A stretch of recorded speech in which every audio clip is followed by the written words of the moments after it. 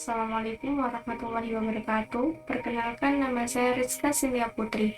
Saya berasal dari Fakultas Ekonomi UPBJJ UD Surabaya, Prodi Manajemen. Yang terhormat Bapak atau Ibu Tutor Bahasa Indonesia dan rekan-rekan mahasiswa yang berbahagia. Pertama-tama, marilah kita panjatkan puji syukur kehadirat Allah Subhanahu wa Ta'ala. Karena atas izinnya, saya dapat mempresentasikan gagasan saya mengenai wabah COVID-19. Penyakit virus corona atau sering disebut dengan COVID-19 adalah penyakit menular yang disebabkan oleh virus SARS-CoV-2 dan menimbulkan gejala utama berupa gangguan pernafasan. Pandemi COVID-19 bermula dari kota Wuhan, tepatnya di Tiongkok. Virus ini telah menyebar ke berbagai penjuru dunia yang menyebabkan timbulnya penyakit coronavirus disease 2019 atau juga disebut dengan COVID-19. WHO menetapkan pandemi COVID-19 sejak 11 Maret 2020 yang lalu. Hal ini tidak boleh dianggap remeh dan dibiarkan begitu saja. Masing-masing orang memiliki respon yang berbeda terhadap COVID-19. Sebagian besar orang yang terpapar virus ini akan mengalami gejala ringan hingga sedang dan akan pulih tanpa perlu dirawat di rumah sakit. Gejala yang paling umum dari COVID-19 ini yang pertama yaitu demam, yang kedua adalah batuk, yang ketiga adalah kelelahan, yang keempat kehilangan rasa atau bau. Gejala yang sedikit tidak umum yaitu yang pertama sakit tenggorokan, yang kedua sakit kepala, yang ketiga sakit dan nyeri, yang keempat diare. Yang kelima, ruam pada kulit atau perubahan warna pada jari tangan atau jari kaki. 6. Mata merah atau iritasi. Gejala serius yang dapat dialami yaitu yang pertama, kesulitan bernafas atau sesak nafas.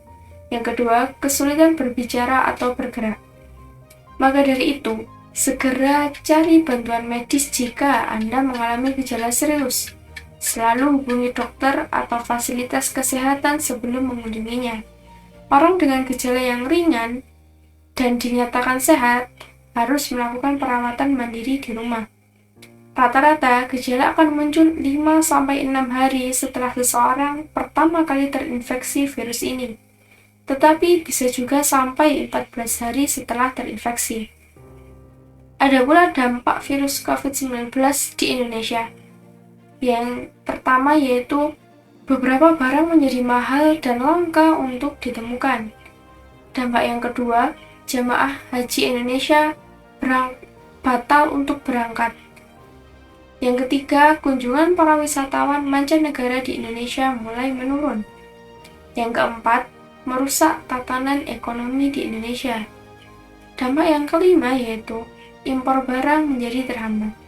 Ada pula upaya yang dilakukan untuk mencegah penyebaran COVID-19. Yang pertama, selalu jaga jarak aman dari orang lain, minimal 1 meter, meskipun mereka tidak tampak sakit. 2. Gunakan masker di ruang publik, terutama di dalam ruangan atau jika pembatasan fisik tidak memungkinkan. 3. Pilih ruang terbuka dan berventilasi baik. Buka jendela jika berada di dalam ruangan.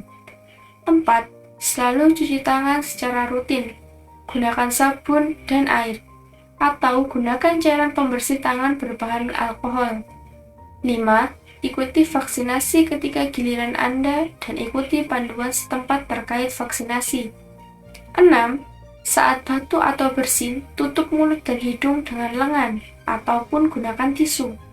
7. Jangan keluar rumah jika merasa tidak enak badan. 8. Menjaga nutrisi dengan mengkonsumsi makanan yang bergizi seimbang.